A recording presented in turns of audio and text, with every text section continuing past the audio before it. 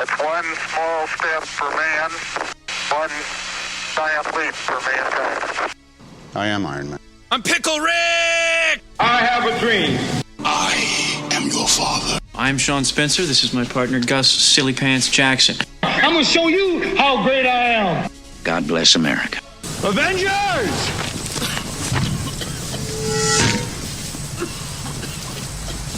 Assemble.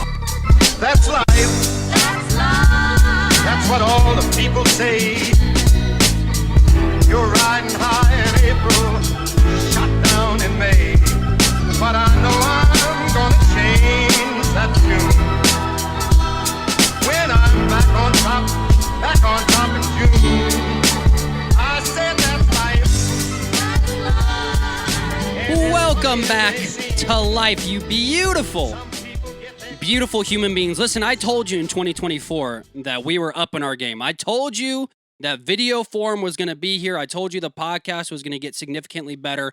We've taken the time off. My wife has become our producer, basically, of the show and is doing all of the legwork and the groundwork for the podcast. We now are in video form. You can find at That's Life with Jacob on Instagram. Find my link tree at That's Life with Jacob on Instagram. My link tree is on there. We are on Rumble now. We are on YouTube. We are on everything. So find us at That's Life with Jacob on social media. And when I first started this podcast, my dad was the only guest that offered to come onto the show. And so I was like, heck, we're kind of restarting things. We archived a lot of the old episodes. We're in video form. I thought I would invite my dad back, come onto the podcast. He, last time he didn't get to show his beautiful face. He was in his underwear recording, which I was uncomfortable with, but it kept going. So this time he put on his best floral shirt, trimmed up his beard, went to Great Clips and got a nice little trim up. And he is back for our first video episode. Dad, welcome back to the program. Well, thanks. I appreciate it. And let's make it clear. This is take 3. So all our funny stuff is already done. And we lost it by video, so we're going to be stale now. It's going to stink for the rest of the Okay, first off, those of you who have never recorded a podcast, or those of you who don't know the production side of anything, it is very difficult to get it to what it is, okay? Ton of editing, it takes a lot, okay? So, yes, we're on attempt number 3, but Evel Knievel made his best attempts after attempt 3, or did he not first time? I don't know. I don't know anything about Evel Knievel. He was dead by the time you were born. But what the analogy I'm trying to make here is you can only get better with time unless you're. There you go. Yeah. Okay. That's why I'm so good because I have so much more time. It's gonna be a long show. So, I think we look like the Kelsey brothers here, though. I'm the fat one with the beard. I'm going to take my shirt off in a minute. You're Jason Kelsey. I don't have beer for you to smash. That's all right. Our audience is an audience of 5, so not 5,000 that were at the Bills games. But you're the famous one who's dating, what's her Listen, name? I'll take Travis Kelsey, greatest tight end of all time. I would rather, and I have to put, because YouTube will, I would rather, no, I'm just going to say it, because we're on Rumble. And by the way, if a YouTube episode ever gets taken down, go to Rumble. Rumble is completely say what you want as long as, you're not threatening to, kill the president. You can basically say whatever you want on Rumble. So I'm just going to say this. I'd rather kill myself than date Taylor Swift. I hate Taylor Swift. This is not going to be a podcast about Taylor Swift because I just hate her so much. I could only repeat that word so many times. She has ruined football. I'm over Taylor Swift and her football. She's increased the ratings of football. She has increased 13-year-old girls who now buy Stanley Chief cups as opposed to just buying a Stanley Cup, okay? She has done nothing for the game. I watched Travis Kelsey score a touchdown last week, and they showed a replay of Taylor Swift cheering, not Travis Kelsey scoring the touchdown. So I'm not going to do it. I'm not going to get into Taylor Swift. I'm not going to let you lure me into this. I hate Taylor Swift. I know my sister Jessica is going to be very mad, but I hate Taylor Swift. I hate her face. She's stupid. I have met Taylor Swift before. You have. So I'll tell this quick story before we get into the rest of the program, but there's a Chinese restaurant called Fortune House in Hendersonville, Tennessee. Yeah. And her favorite restaurant. It's her favorite restaurant. So my sister and her husband took me, my brother, and my little sister out to dinner. My brother loved him to death. Dude stares at every woman that's ever existed. And so we're sitting there, we're eating, right? This kid's just eyeing this chick. And he's making it to where it's like she's now getting uncomfortable and her giant bodyguards are now starting to look at us. And I'm like, man, Justin, stop staring at this chick. And he's like, she's so fine. she's so hot, bro. She is so sexy. I'm like, first off, she can hear you. Second off, those bodyguards will murder us. And so he kept staring at her, and I turn around, and lo and behold, it's Taylor Swift. Couldn't have been nicer. I hate her face now, but she couldn't have been nicer back then. She was super sweet. Her bodyguards were very nice. She said, have a great one, and waved at us. So that was really cool. But yeah, she's running football. Okay. But you were playing high school football, probably like a tight end at the time too. You could have. Yeah. She could have written a song about me. Yeah, you could. She may have. Yeah. The creepy time at the Chinese restaurant. Is that one of her songs? I don't know. So. There was a boy staring at me at the Fortune House. Wasn't eating dumplings, just was perusing around. See, it's not bad. That's scary. Is that one of her songs? No. Oh, I just okay. made that up. You were talking about how much you like Taylor Swift. So yeah. By the way, she used to be a Saints fan. Everything's rigged. We already know this. No, not everything. The NFL is scripted. They wanted Taylor Swift in the Super Bowl. The only reason they wanted Taylor Swift in the Super Bowl was because they knew how much money it was going to print. Has she ever done halftime? No. Well, that's... They wanted her in the Super Bowl because they knew this was the only way to get 14-year-old girls across the country to watch the Super Bowl. It's all money, money, money. Anyways, I'm not told you. I'm not going to talk about Taylor Swift. So the NFL's fixed now, just like the NFL's fixed. First off, pro wrestling is predetermined. It is not fake. We actually went to the WWE show here in Nashville, and there was a row of about 10 or 11 16-year-old boys sitting in a row, and the one boy beside me kept yelling, "This is fake! This is fake!" And his buddies are laughing. And if you ever want to, for a lack of a better term, go to the bathroom on yourself, go to a WWE event and tell a bunch of 390-pound, fat, oversized men with $700 worth of replica belts on their shoulder that what they're watching is fake. They will kill you. It is predetermined. They turn around, and I will never forget, this massive guy turns around. He's got nacho cheese rolling down his chin. And he slowly turns, and he's got a cane mask on. He's got 2 belts over his shoulder. And he turns to this boy, and he goes, "If you say it's fake one more time, we're going to show you what fake is." And I was just like, listen, I don't know what that means, but I was going to the bathroom on myself. It's predetermined. Also, if you've never been to a live event, the WWE is one of the greatest things I've ever gone to. It really is. I've been to a lot of them. And you've been to WrestleManias and stuff, too. We saw the first WrestleMania when your sister was being born. You saw the first ever WrestleMania? We saw it on TV. Your sister was born. Okay. Jennifer was born during it. And I sat and watched that while your mother had... Will you shut up? I'm trying to watch this. So I have... Who are you cheering for? Oh, keep push. I mean, push. I have several great wrestling stories. First off, I know somebody who's a promoter for one of those local wrestling things, been in wrestling his whole life. Really nice guy, but I don't know. Dude, I've been getting on the side of TikTok where I've been watching like backyard WWE. And first off, we're pretty much in Nashville. That's the best way to put where we are. They're not that far away. I mean, they're like within a day's driving distance in Tennessee that I can go watch Phil and his buddy Tom wrestle in a backyard. Well, the guy in Indiana, his trading group is out of Alabama somewhere, but your former uncle on one side of the family, he's not part of the family. What do you mean, former uncle? He's not part of the family. Did he transition or? No, he divorced. But while he was still officially part of the paper, part of the gang, he wrestled. And we used to go to several of his matches, and I would sit in the back and talk to them. And it's local country wrestling. And we were sitting back there one time, and he What I love about that, too, with the local, it's like no one's in shape, right? They're all 350-pound just fat guys who just got done pounding Popeyes or KFC to fuel up for the match. Like, they're never like putting in the work, right? Yeah. It's just like they literally got off of their shift at Arby's in the hills of Tennessee or plowing fields, and then they throw on their different pair of boots and go fight. Picked up some crystals and went. So. Yeah. But we were sitting back there talking. Yeah, a lot of drugs involved in this back world WWE. Yeah, we were talking, and he said, hey, they want me to get bloody tonight. I said, what do you mean? He goes, they're going to give me an extra like $20 if I bleed tonight. $20? Oh, bro. 40 and I'll chop off my hand, bro. So he had a little piece of metal that he taped to his finger, and when he got punched, he had to reach up to his forehead and cut right at his hairline so that it would bleed. And they wanted him cut right up high because it's so much blood and they wanted to run down his face. And he did. He Oh, got they want it. Yeah. Could you find the main artery? Yeah. Just slice that real quick. It's going to be great for the 7 people that are here.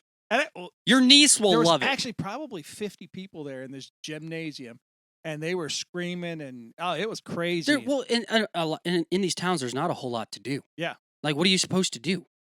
It's like, we're going to go see Tom wrestle in his underwear tonight. We could do that, or we could throw rocks at the silo. That's literally the only things there are to do in these towns. First off, I wonder how many people have died in those backyard wrestling events by, like, cutting themselves with an infected piece of metal.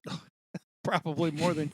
Well, they work in the fields all day. They already probably have, all kinds of diseases from scratching. Well, yeah, they are putting themselves. heroin into their body every night through a needle. So, yeah. But my WWE, my other wrestling is I was at one of the WrestleManias with your brother at the Rosemont Horizon in Chicago with your brother. No, with my brother. With your brother. Yeah. And shout out Uncle Lynn.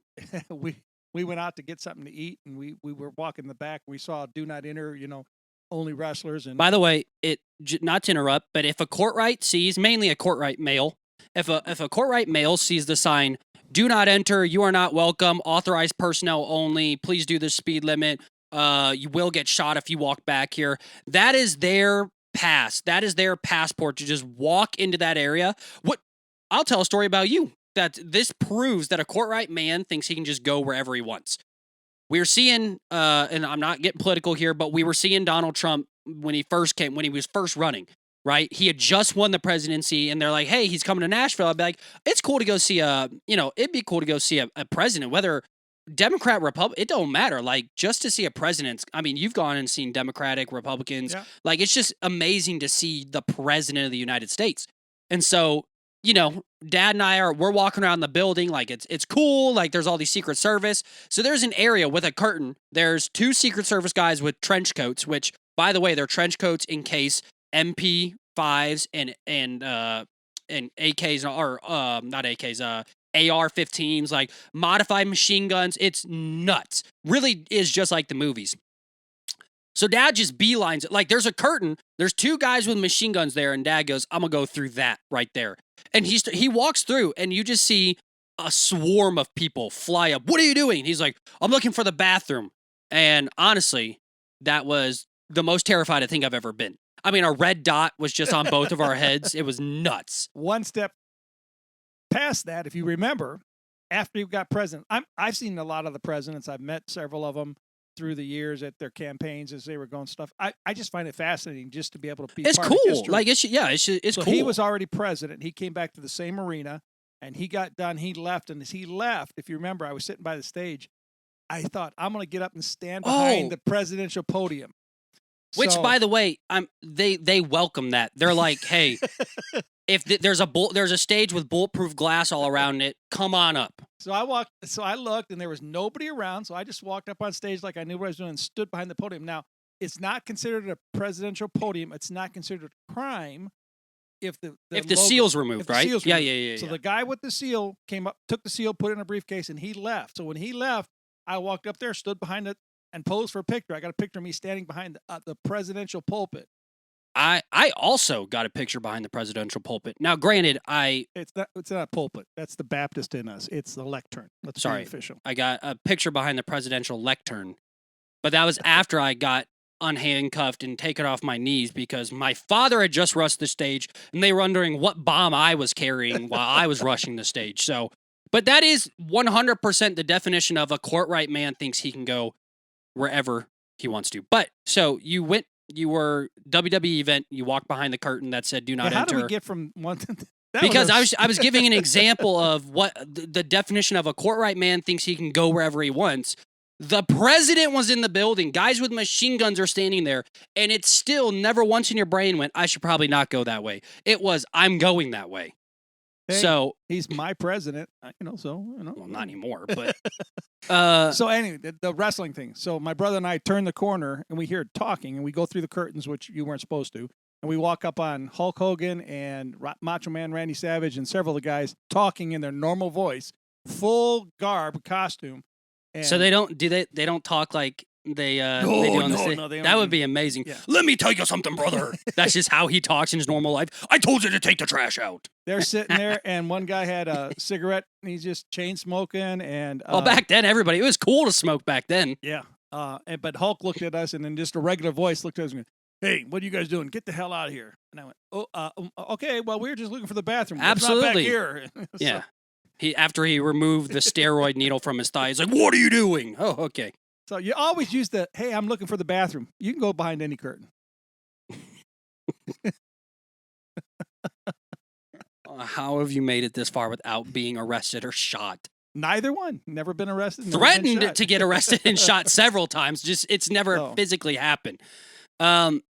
Yeah. So WWE is great. Now I do want to. There are talking points I do want to get to. There was a structure. We've definitely listened. You get onto a microphone with your father, you just start going. All right. So last time you were here, we talked a lot about your magic, doing magic, your doves, and all that. I think what's more important about that entire story, what a lot of people don't know, is well before you were a magician, you were a clown magician. So Well, I was a magician. Then well, a you were a clown, magician when you were younger, but then Then a clown. a clown, and magician, then a magician clown. now just a magician. Yeah, now you're just a magician again.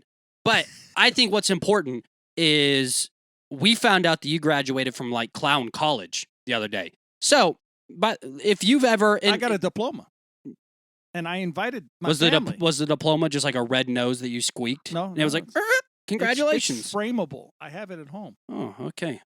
So. How did they afford diplomas back then? Is it just a white sheet of like of printing paper No, that just it says was fancy. Hey, I paid to go to school there. What are you talking about? you paid somebody to go to clown college? Absolutely.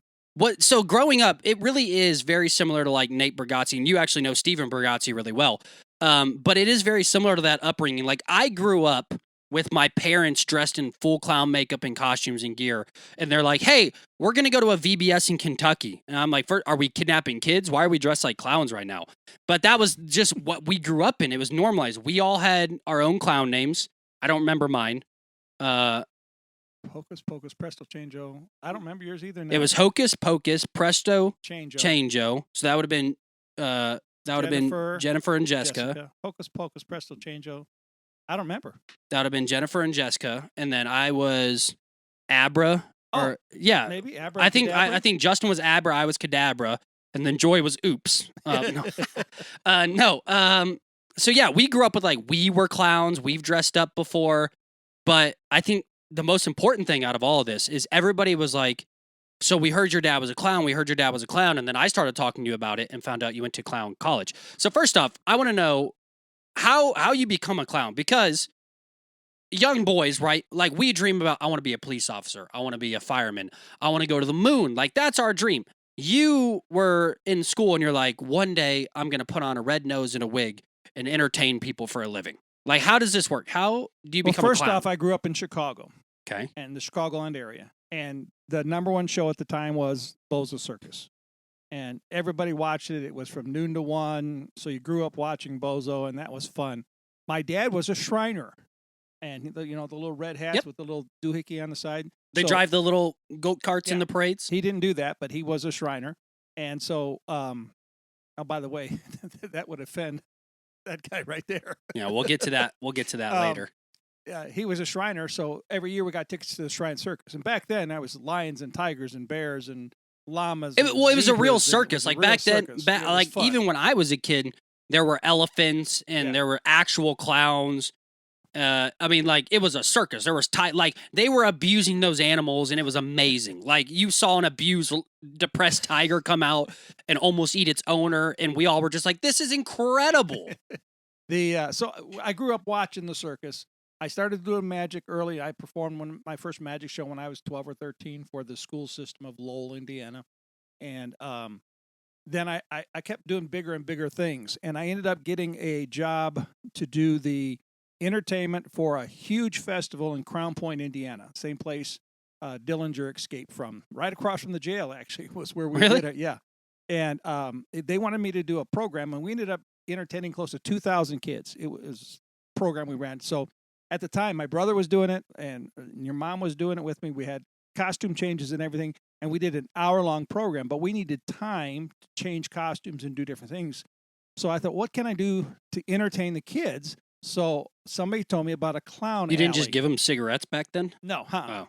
They told me about a clown alley, local clown alley. I called the local Clown alley? Yeah, that's what they call the group. The club is called an alley. Oh. Which I guess if you think You about just it, go down this alley and there's just a bunch of clowns there? I guess that is kind of creepy. Turn this dark corner, there's clowns there. Don't ask questions. They'll do it for free. I guess that is kind of a creepy. Instead of a club, they call it an alley. Yeah, no, it's terrifying. So Funny Bone. It was called Funny Bone Clown Alley in Maryville, Indiana. And I called, and the person who was president was called Ruffles the Clown. Her name is Juanita Capiona, still a good friend of mine. Yeah. Miss Juanita's She's a awesome. phenomenal person. Love her to death. And I hired her to do the halftime. So she did a 15-minute clown. She did the warm-up for me. Then she did about a 15-minute intermission so we could get ready for the second half of the show.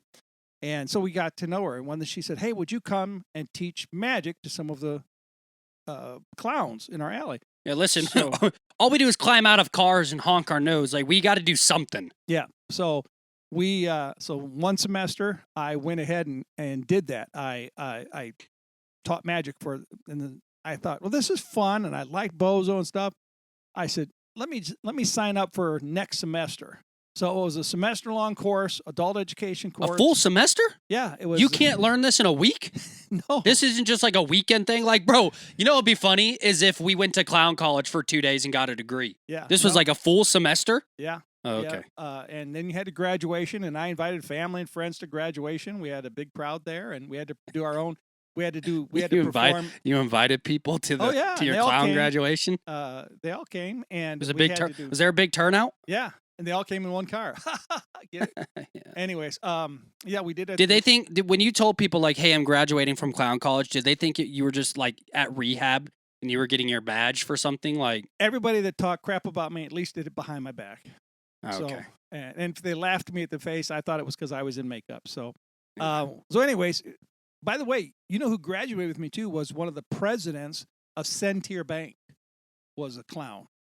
Well, for those of you who don't know, Centier Bank's a massive Huge bank up Yeah, in, it's a massive bank chain and up one of the there. presidents was in clown college with me. He wanted to do it too. Yeah, but he was doing it for craps and gigs. You know what I Right. mean? Like, he was just like, bro, I'm worth millions. I'm going to go be a clown for a week. So we did our graduation. We had to do write our own original skit, and then we had to do group skits. What was your skit? Do you remember your skit? My original skit. Was it just like slipping and falling a lot? Like, I don't understand what clowns No, it do. had to do with magic.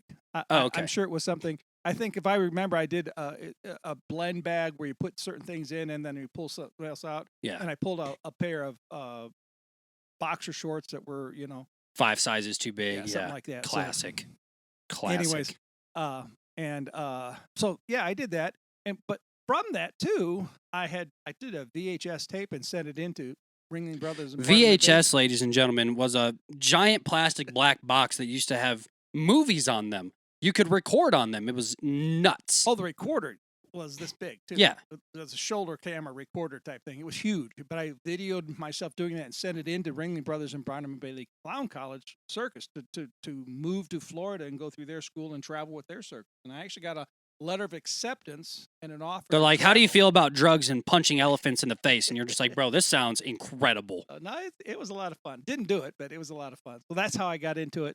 And we did do it for, I did travel the Midwest for about 6 years with your mom or by myself, all over, about a 7-state area. Did about, I don't know, probably 100 shows a year. Wow. Well, I mean, I remember a lot of the travel. I remember a lot of the shows. I also made it onto, what's that TV program where you send in videos? America's Funniest Home America's Videos. Home Videos. I made it on that, and we made it in the finals, and we didn't win. We Bro, were like back fifth and place. back then, that was like, dude, Yeah. that was a big deal. Making America's Funniest Home Videos back then was massive. Well, I do a trick where I put a mask over somebody's head, and it keeps getting bigger and bigger. It's a hat and turns into a mask. Yeah, and turns into like a monster giant mask when you mask, turn it right. around. Yeah. And so a lady hired me as a clown to entertain her husband's birthday party, and her husband loved the circus and clowns. So I literally did an adult birthday party as a clown. I don't know what's creepier though. Being an adult being like an adult clown performing for an adult, or being an adult that says, I want to hire a clown. So it was a surprise. What's his for name? him. John Wayne Gacy? Oh, okay. Wow. Yes. Anyways, no, it wasn't. So I did this, and she filmed it because we had it set up to when I put this mask over his face. When I took the mask off, I hit him in the face with a birthday cake. Oh, okay. So he didn't see it coming. He didn't know anything Another about it. classic clown, So, pies into the face. But there's a trick to the pie in the face. Most of the time, it's generic shaving cream because it wipes off without ruining your makeup. And you don't use a real pie because it's sticky and gluey and stuff. I used a regular 8-inch cake. And back then, with all the additives and preservatives they put in took there, his head off when I smashed his face in. So they submitted That's assault to today. They submitted to, and it made it on TV, and it got like 5th place or 4th place. It came just shy of. You probably winning lost money. to a baby like laughing funny or farting and Yeah. or something. Yeah. So, anyways, okay. So all right. So not to have like an awkward transition, but another point that people asked a lot about is the fact that you were a preacher. People are like, you're a PK kid that makes so much sense. Now we know why you're such a terrible person. Everybody, PK kids get a bad rep. But no, for real. So like I grew up, my dad on a Saturday was dressed in full clown makeup, throwing pies in people's faces. And on Sunday he was preaching. And so in a 3-piece suit. In a 3-piece suit, hair high and tight, no beard. Like he was full on Baptist preacher back in the day. Which, not saying anything bad about that, but I do find it interesting. About 28 years in the ministry, 8 years in college to get a PhD in theology. And you wrote your doctorate on prayer, wasn't it? Yeah. Yeah. And I'm doing magic now. What can I tell you? I mean, you still attend church. You're acting you're acting I like still go to church. This just like took a terrible turn. Like, we got an altar that we can go to after this. Good grief. But no, because you were a pastor, I always find it funny. So I think church and preachers get a bad rep today because of what they see on the internet, right? There's still psychos out there. I mean, there's a lot of people we're not going to name names. I'm just going to preface that now. But there's people that we know, and there's churches that we're very well aware of that have terrible people. And I sent you a really interesting video the other day, though. Jeff Foxworthy was talking about, how he grew up in the church and how when he went and did the Blue Collar Comedy Tour, he was disowned and it was all, they were saying he was a terrible human being because, he wasn't singing hymns every 2 seconds. And, I thought he said something super interesting, not to get like weird and serious, but he said people that get burned by the church get burned by the people, not by God, which I find super interesting because, like I said, today everybody just views churches mainly as everything's a negative because one bad person in the church said something awful. I mean, I remember wearing red pants one time to church, and a woman pulled me into my dad's office after church, and she goes, "Preacher, I need to speak to you." He's like, "What's going on?" And he's like, "What did you do this time?" And she goes, "I just need to ask, is your son gay?" Gay. Yeah. And he's like, "What?" And I was like, "What? How did you know?" No, I was like, "What?" And she's like, "How could a Christian man wear red pants?" And so it did take me a while. Like I was hurt by people, and I took it out on the church. But I do find it Still happens. Well, yeah. A I mean, friend of ours, people. you know who it is. A friend of ours just recently started traveling and touring again, singing, and he has a beard. And people walked out of his concert and then wrote horrible things because he was singing Southern gospel music and had a beard or wasn't clean shaven. Well, and I think here's and the only reason I'm bringing this up is we have an array of really hilarious clips that we're going to react to. But I preface it by saying this because what happens is when people talk about like crazy preachers and crazy churches out on, like we're about to do, everybody just instantly assumes like, oh, you hate church or, church is awful. People, and it's like, no. People suck.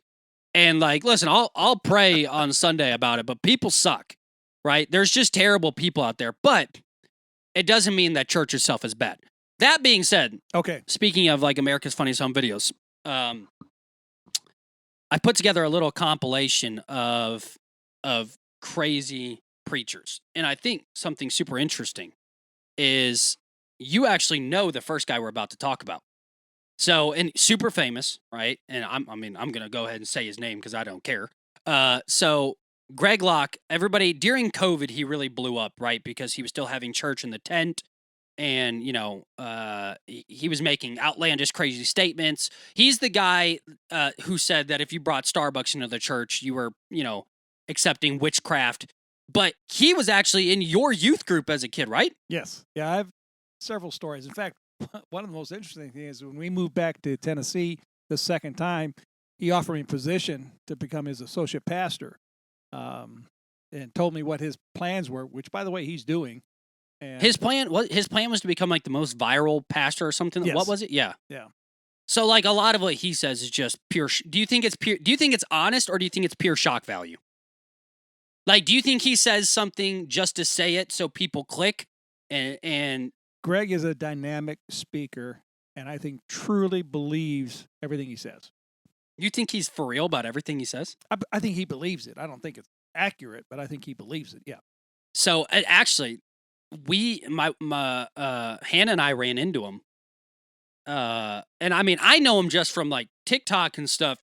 I mean, you had him genuinely in your youth group, like Yeah. you know him. And he you know actually him. worked for me too when I had a business. Yeah, he almost burnt down a apartments or something he like that. set a dorm completely on fire at Middle Tennessee State University, playing with a lighter while he was refinishing furniture. Yeah. He was just teaching the other workers what hell's going to be like. At the time, He was just lighting a dorm full of young kids on fire to prove a point. That's it. At the time that wasn't his. Yeah, he was way far from that. in his But we mind. ran into him we went to the WWE event, and I see him there, and out of all the stuff he preaches against, like, you know, Wait. He was at he went to the WWE event. where men are in their underwear and women fight in bra and panties. Yes. Okay, I just Yeah. want to make sure. He was, I mean, and he was, But- yeah, let's but go. They weren't drinking Starbucks coffee. So Yeah, you Okay. can stand up and swear and have terrible music, and like a lot of the WWE characters, like there's people that are like devil themed and Satan themed. Like that's okay. But if I'm drinking a caramel macchiato on a Sunday, I'm going to hell. Nonetheless, so you know Greg Locke really well. Yes. Do you have any more Greg Locke stories before we get into these No, reaction let's see videos? what we got. All right, so I've got, and you'll see it up on the screen here. We've got several preacher videos that we're gonna play. The first one being Greg Locke. We're gonna watch it, and then we'll kind of like give our thoughts. I believe in gun control. I'll use both hands when I'll send you to hell for putting your hands on one of my kids, you deviant pervert. You think I'm playing games? I don't give two craps what the media thinks about me. We'll burn the whole media system down. Welcome to the house, CNN. Come on in, MTV. Let's go Netflix. Let's go Hulu. Let's go Joe Biden. You sleepy old crook. Okay, I'm not gonna lie. The sleepy old crook was a good line. that burn, baby.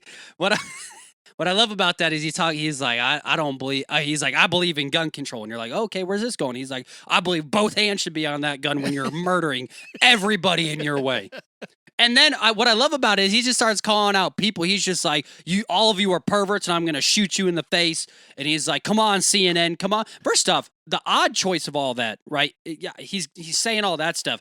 But the fact that somehow MTV slid into there, like, come on, CNN, not MSNBC, not like, he doesn't go and rattle off news. He goes, come on, MTV and Netflix, like the most random things to bring into that. Well, it's just like preachers back when I was preaching would preach against Donnie and Marie Osmond when they hadn't been on TV in years, or they would preach against Michael Jackson. Can you explain when who they are, who Donnie Marie Osmond is?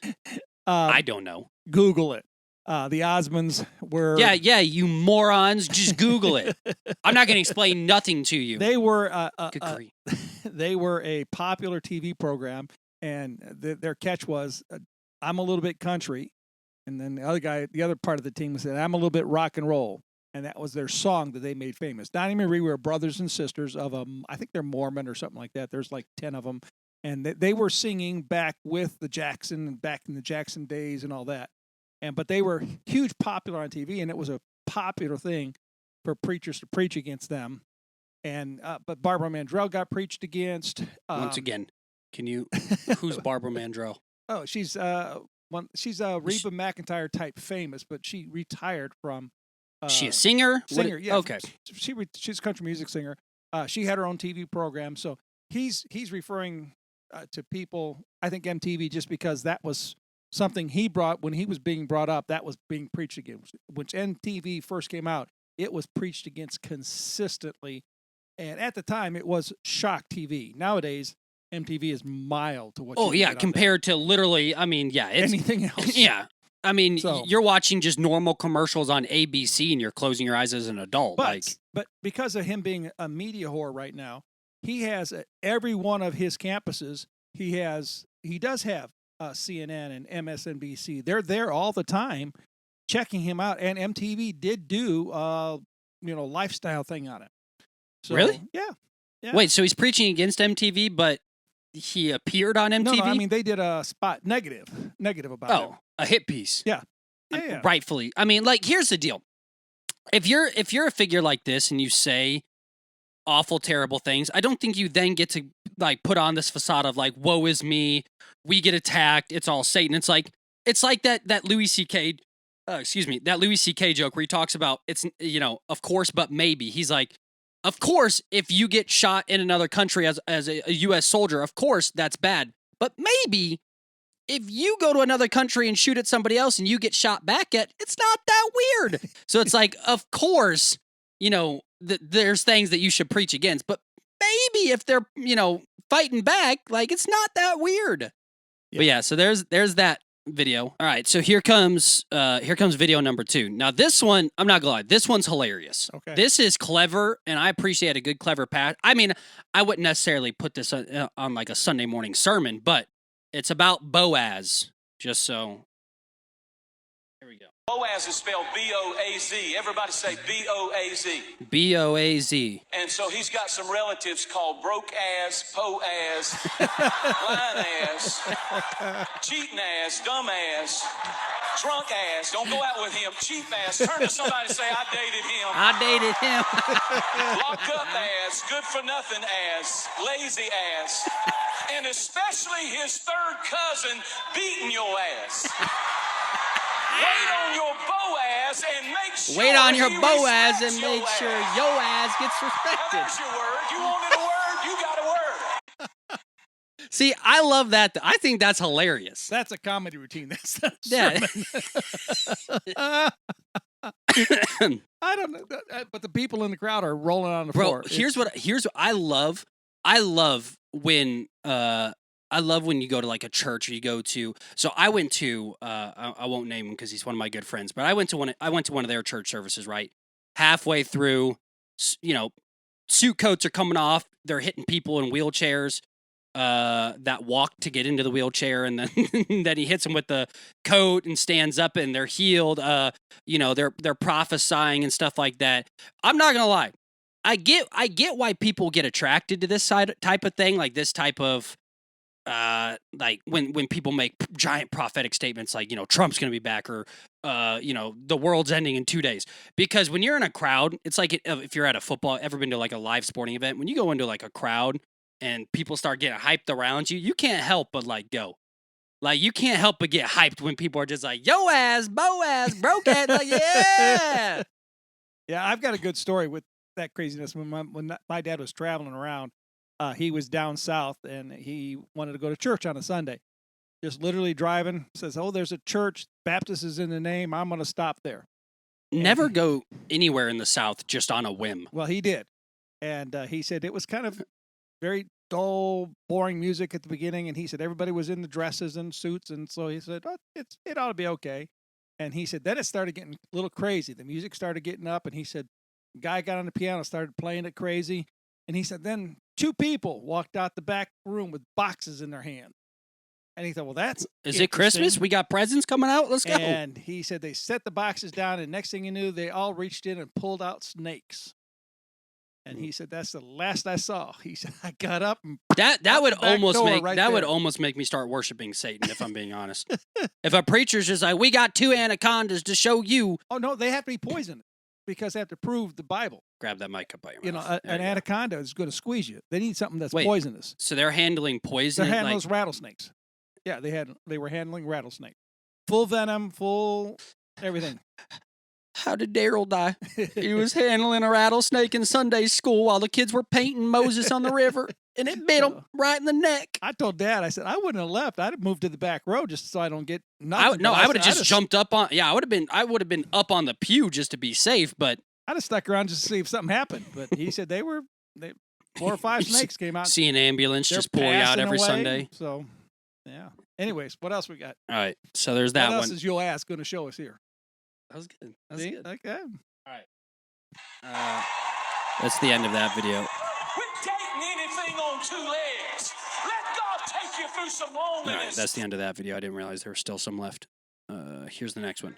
Confess our faith today in the words of the Sparkle Creed. I believe in the non-binary God whose pronouns are plural. I believe in Jesus Christ, their child, who wore a fabulous tunic and had 2 dads and saw everyone as a sibling child of God.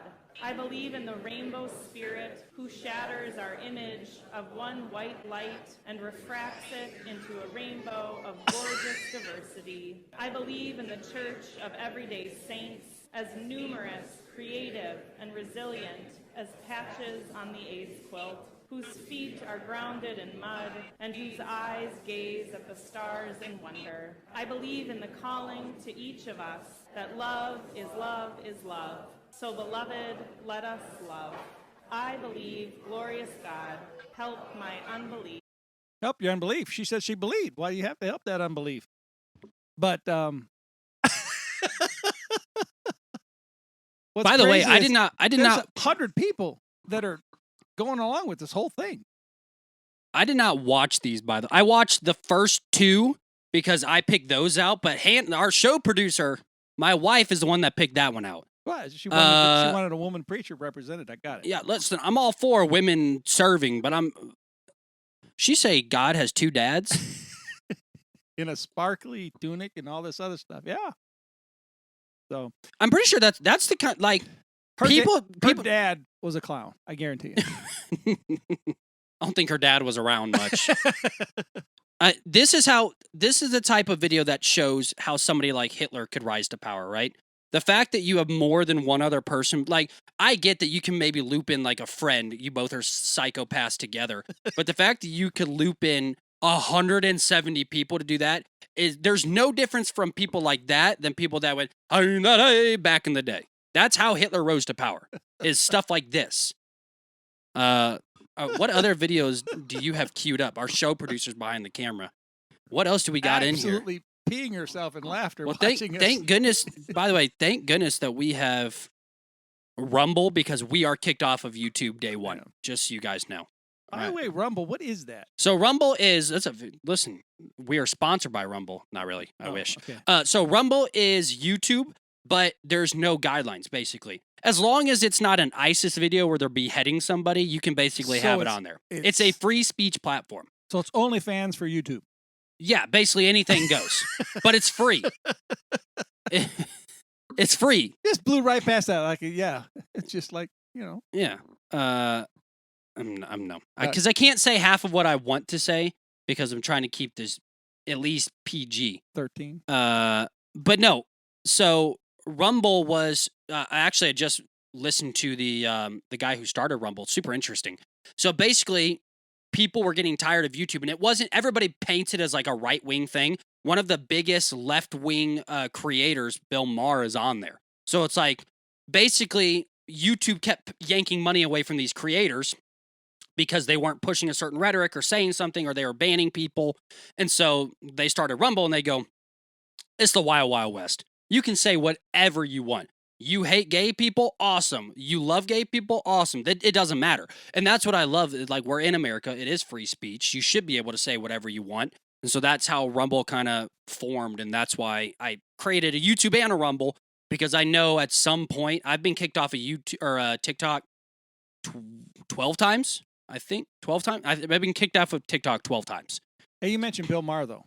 He's actually interesting to watch. He is very much a Joe Rogan-esque. He's very, very intelligent. I like the way he thinks a lot. He actually leans more conservative. He leans more. What's the movement where you have no? He's more libertarian, more independent. Yeah. I mean, he is and what he calls himself is a traditional Democrat.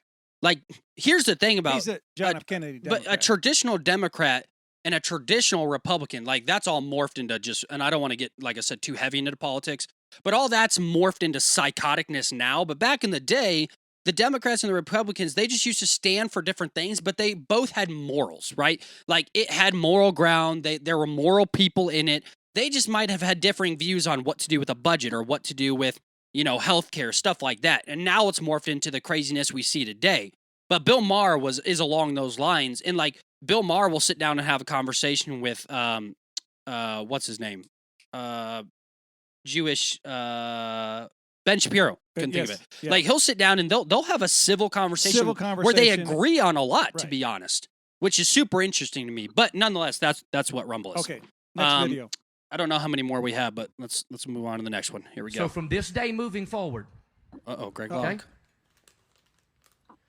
In our office, on this campus, but especially in this tent, I do not want anything that carries the Starbucks logo on this church property.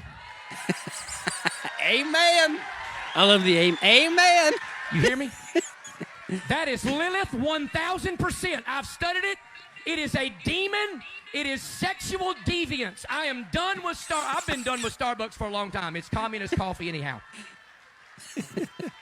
Mussolini drunk this. You can go and drink a gallon of Starbucks today. That's fine. Don't you bring in cups in this room. If I see it, I'm going to tell you to take it out. He's you hear sipping me? it. I'm telling you, that company is not only one of the most godless companies on the planet, they are full-blown 1,000% a witch's coven. I promise you it's the facts. I'll stake my life on it. Starbucks is witchcraft. Maybe he resents it because maybe that was his first wife's favorite coffee. Good. Can we not say that? I mean, we're definitely on Rumble. Let's just put it that way. We are definitely on Rumble. Now, there's a story behind Starbucks. I happen to build Starbucks for a living. You do? Production project manager for Starbucks. Right now, I have 27 of them underneath my fingertips, about $30 million worth of production. So you're the reason that the Starbucks near me isn't open. Thank you. Yes. Yep. But I have met people from every walk of life that you would meet anywhere else. You would meet at church. You would go to a ball game with. There's people on both sides of the issue. They don't. We've never had to chant anything. We've never had to burn anything. They've been very, very polite, very professional. Now, if they're sacrificing goats somewhere with the president, I don't know. No. They slice their hands. They pour macchiatos on themselves or whatever it is. But I mean, it's a very well run company, and second largest chain in America. I do love though people like back to the video. I'm glad you gave me your work portfolio there. But back to the video, I do love people like that can make such hilarious content off of stuff like that. But yeah, so all right, so the But Starbucks. Here's what I find weird though: of everything you could do, Go to a Starbucks? WWE event, smoke crack cocaine. For some reason, Starbucks is the hill that he died on. That's what made him. That's one of his biggest, most like viral videos. Oh, really? Yeah, it's got like the most. Well, recently he threw a microphone. He had a fight with the pastor. I saw that one, but Well, I did see that one. That one was great, where he started losing an argument, and then he just goes, "Get him out of my church. He's a witch." And it's like, oh, okay. They threw microphones at each other. But I mean, Everybody practices witchcraft. And I'm not gonna lie, it's a great strategy, right? If you start losing an argument, just call whoever it is. You're a witch, and then just walk away. they did that at some other trials years ago, and it ended up with burning. I don't remember that story. I think that's the Salem witch trials. Oh yeah, okay. there you go. Yeah. But yeah, I didn't pay just attention in school. Just such a strange thing to. Why is that the hill that you die on? And like, I mean, I know we're making fun of crazy pastors, but I think this is what breaks the church apart so often. Is like, it's this. And let me say, for crazy pastors, we all say things crazy. I was teaching a youth convention one time, and I don't know, there was 1,000 kids there, and I'm going at it and teaching them, and I'm talking about success. And I said, this is what success is in your life, and I'm giving them examples. And so I got ready for my tagline that I wrote out, and my tagline is: success is what you do in life for God, in relationship to what you could have done for God. Okay? That was the tagline. So that's a solid, the music 2 point sermon. Yeah. The music's starting, and I got these kids ready to go, and I said, kids, remember. Long pause. sex is what you do in relationship to what you could have done, and that's about as far as I got it. And I saw people, and then it dawned on me, replayed it in my mind. I went, okay, that's it, guys. But here's the weird part about it. 15 years later, I was at a hardware store and ran into a teenager that was in that meeting. Recognized me. Hey, are you Larry Corey? Yeah. I remember. And this is what happened. He remembered me saying sex. But he remembered that. I mean, I'm sure if one of my pastors ever said having sex with the Lord, I would remember that 2 years later. But he did remember the message, and he said, I still remember the message, but I remember your face turned red and you just kind of closed it all down. And I'm like, yeah, you know. There's no recovering after that. You look at a group of teenagers and says, remember, sex is what you do in relationship to what you could have done. Okay, I'm done. Well, and I think what's interesting is like, yeah, pastor. I mean, there are like people are eccentric, pastors are eccentric. They're gonna say weird, crazy stuff, trying to make a point, or they think that this is hilarious, and so like the Boaz, Yoaz, like people are gonna say crazy things. But I what's got it twisted now is people like this. But different. That's this era. When I grew up, they had Burning Rock Records. They actually had Kaminsky Field in Chicago, where they had everybody bring their rock records, and they would smash them, drive over them with steamrollers, and they would light them on fire. And that was, the rock music is going to ruin the world. Rock music is going to ruin the world. So I guess it's now Starbucks. And I think it's also one of those things where it's like, because there's so much video and so much social media, Hannah and I talked about this because she works with her business. She works in with several churches. Like, it is the first thing that people will notice about your church is your social media. So you really are saying who you are and what your church is about through social media. And Greg has always been somebody who has been shock value. And like you said, I thought it was all a facade. Know him. So, I mean, if he's truly believing this stuff, then that's nuts to me. Yeah. But all right. Anyways, one more. I keep hitting my mic. I'm so sorry, everybody. I'm told we got one more. No, that's the end of the church videos. We're gonna wrap up here, but we're gonna do some rapid fire.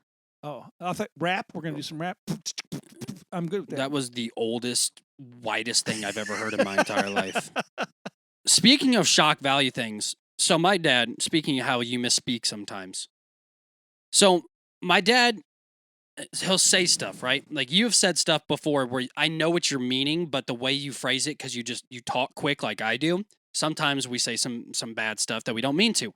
I'll never forget, we were going into Monell's, which is a country-style soul food type place, right? So, easiest way to put this, we were the anomaly, right? Like, white, very ethnic. Yeah, our whiteness was very like out of place. I love those places. We grew up in Chicago, like the church in Gallatin.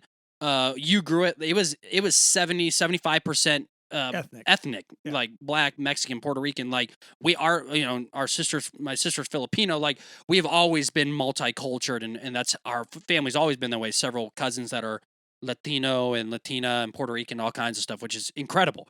But so I say all that to say this wasn't coming from a place of like anger, hate, or racism. But what he said was super racist.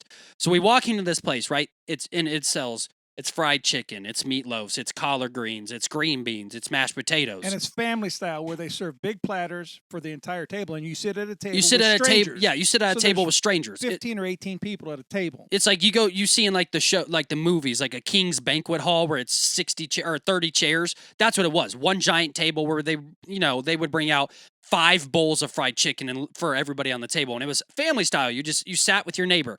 So there was this, I'll never forget, this black family. It was after Sunday after church. They're all dressed to the nine, suits, and we walk in, and my dad was like, "Hey, did you guys eat all the fried chicken?"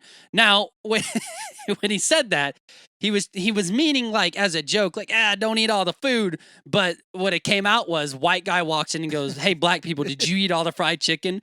So I have been on the other end of you saying some outlandish things on accident. but that's just a funny story. All right, we're gonna wrap up here. I'm sure you all are tired. Half of you have tuned out, if not everybody. But I've been tuned out 20 minutes ago, so we're good.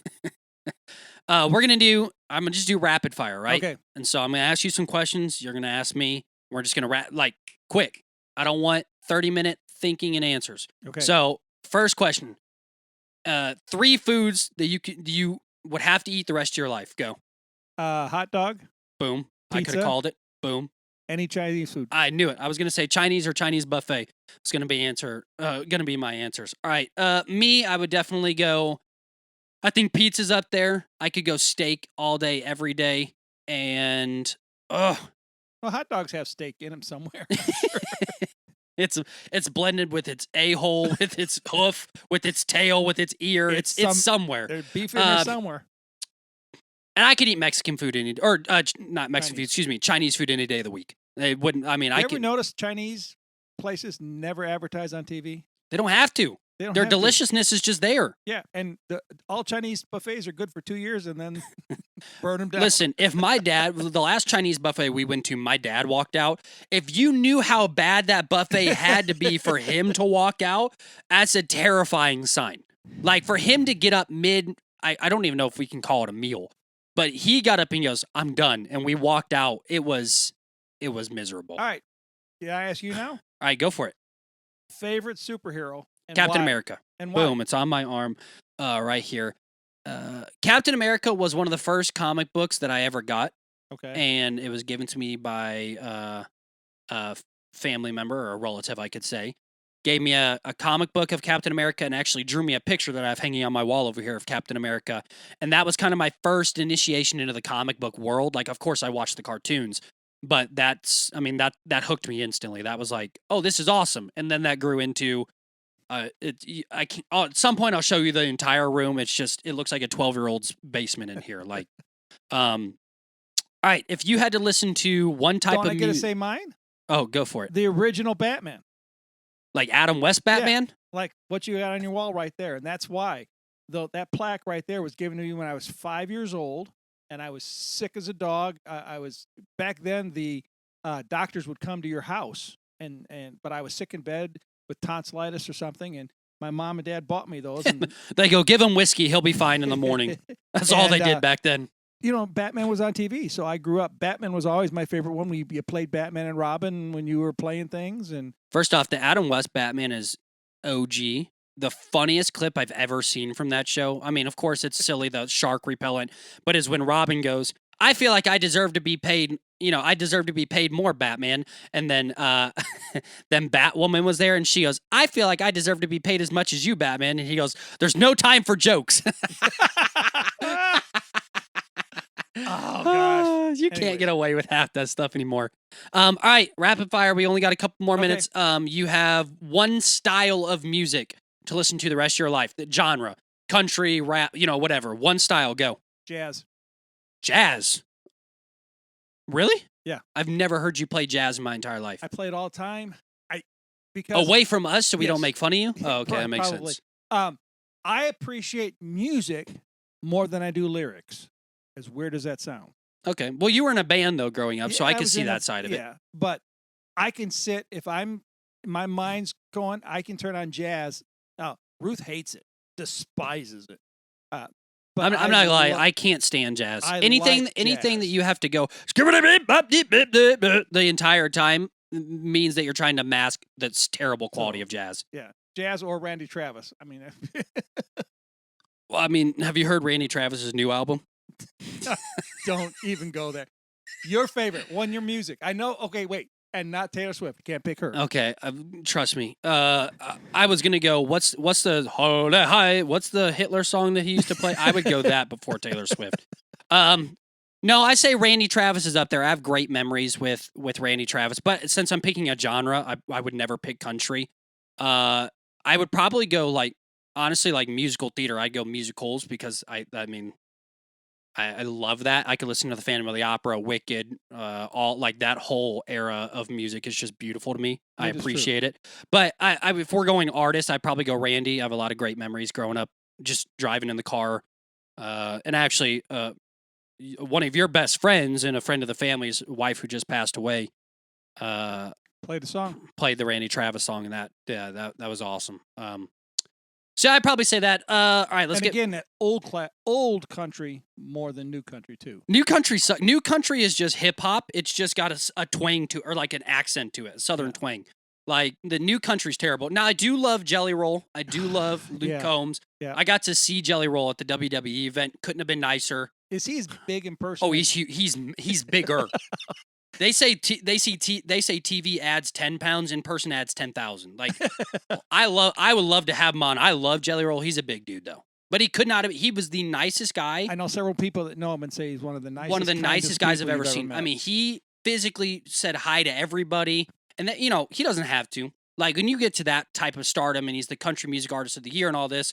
Like I know that's why God never made me famous, because I no matter how much you want to claim to be a great person. Yeah, when you get that big, when you're that famous, it's hard to not become an a-hole, and couldn't have been sweeter to anybody. That's cool. All right, I think I've got. Hang on, I had a list, but a lot of this went out the window. All right, who's your favorite kid? Why? Favorite kid? Favorite kid. They're not going to watch do this. I have to choose between my 5, or can it go outside the family? No, it's between us. Outside doesn't count. Hannah doesn't count.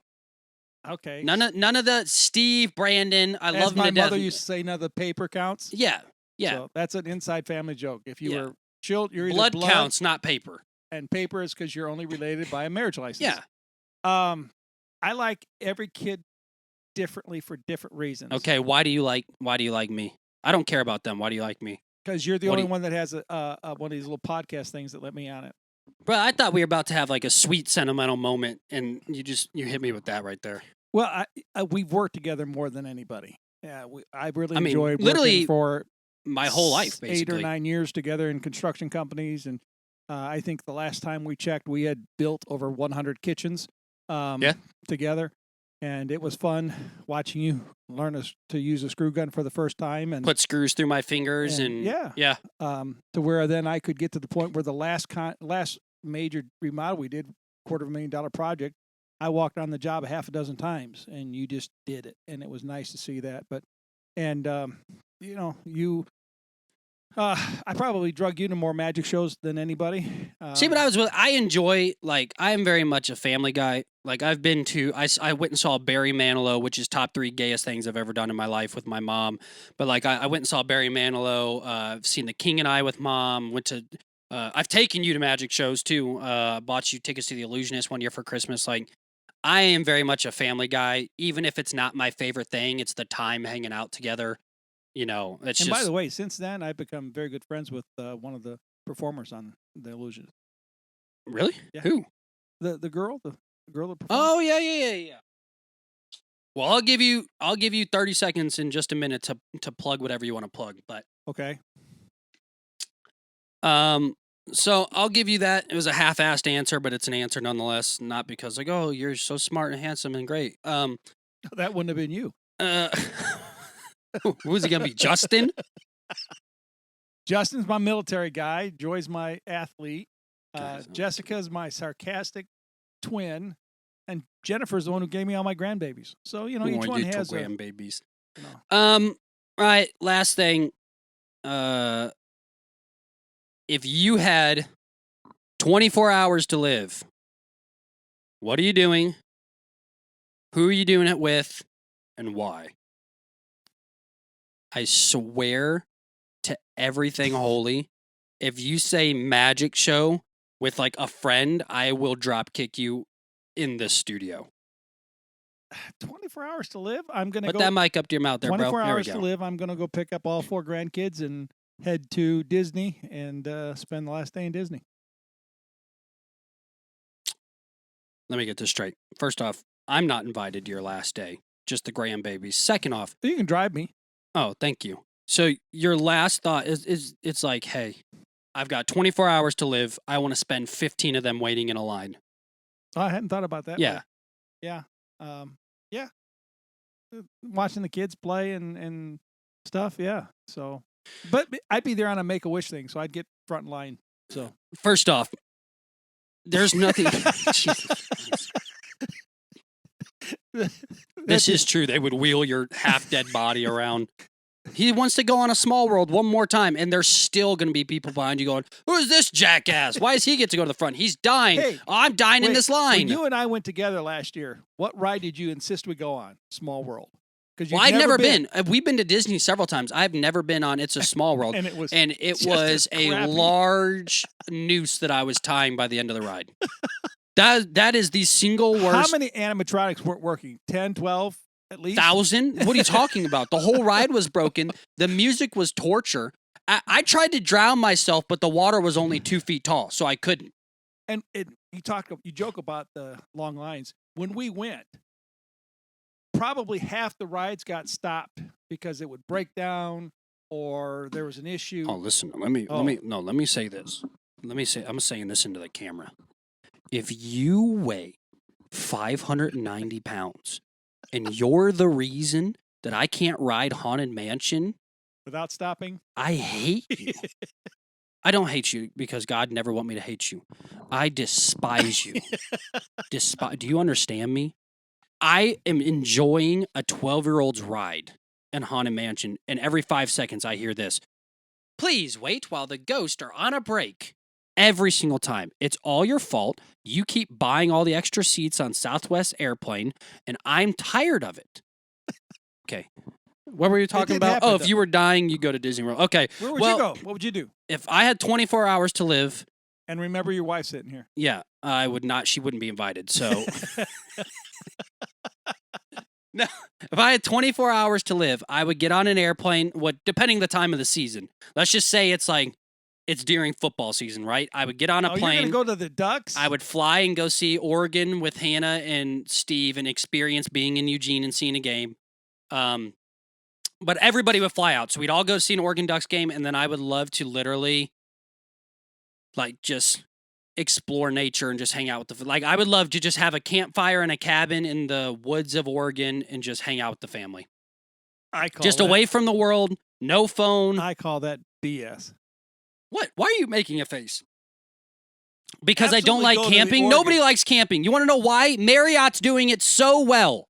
Oh, no, please. I want to be uncomfortable. My wife has asked me to go camping no less than 30 times. Yeah. And she goes, we'll just go we'll get a hammock and go outside. What are we? I'm not going to say that. We haven't been camping since Adam and Eve figured it out. And, so. And even, dude, you want to know why they bit the apple? Because they were just like, bro, I hope that it's poison. That when God said don't eat it, they're like, I hope it's poison. Because we literally sleep outside naked all the time and it's miserable. There you go. But, all right, well, that's it. That's all I got for the show. I didn't mean to offend fat people. It's not fat people. It's the people that can do something about it and then blame you because they just go to Arby's 15 times a day. It's just that. Anyways, thank you for coming. I love you. This has been fun. We definitely are going to be on Rumble because I'm probably already kicked off of YouTube. But that's it. So you said I was going to get 30 seconds. I'm getting to it. Okay, I'm sorry. Go ahead. I will you down to 20 seconds. You have 20 seconds now. Keep talking. I'll take it down to 10. I'll cut it off right now. No. I love fat people. I'm sorry. Go ahead. Okay. Well, you are part of the family. So, all right. No, joking. All right, 20 seconds. What do you got going on? 30, screw you. I get 30. Okay, 30 seconds. What do you got going on? Tell people where they can find you and what you're doing. Mysteries and Illusion every Saturday night in downtown Nashville. We got a magic show with Jason Michaels, and I open for him. And you can see all about that on his website, my website. Doing a lot of conventions with him. Other than that, he is at home playing Bubble King, sitting on the couch, eating hot dogs at midnight. Bubble King. It's not Bubble King. Is that what it's called? It's called Kings of Bubble. It's whatever it is. It's the Kings of Bubble. He's playing that and eating more than one hot dog a day. Ladies and gentlemen, that's life. Dad, thanks for coming on. Love you. That's life. That's life. That's what all the people say. You're riding high in April, shot down in May.